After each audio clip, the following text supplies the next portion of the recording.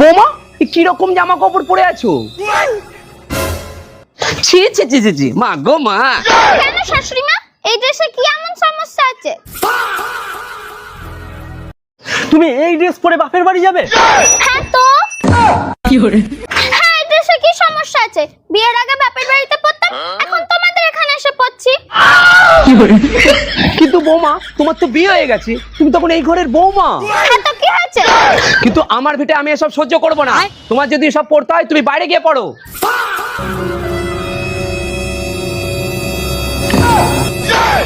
শাশুড়ি মা, এবার ঠিক আছে তো? আমি কিন্তু আর তোমার ভিটেই নেই। আর এমনি তো আমি ভালো করেই জানি কোথায় কি পড়তে হবে। শাশুড়ি মা, আমি কি পড়বো কি পড়বো না সেটা আমার ব্যক্তিগত চয়েস, তাতে লোকের কি? আর তুমি এখনো রেডি হওনি, তুমি কি যাবে না আমার সঙ্গে? যাও, গিয়ে রেডি হয়ে আসো, যাও। হ্যাঁ আচ্ছা আচ্ছা, যাচ্ছি আসছি, আমি এক্ষুনি রেডি হয়ে আসছি।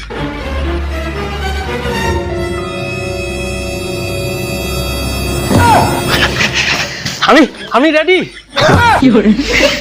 এটা কি? কেন, এতে অসুবিধা কি আছে? আমি যেরকম জামা কাপড় আমার বাড়ি পরি সেরকম জামা কাপড় আমি তোমার বাড়ি গিয়েও পরবো। তাছাড়াও এটা আমার ব্যক্তিগত চয়েস, তাই না? এইবার ঠিক হয়েছে, এইবার ঠিক হয়েছে।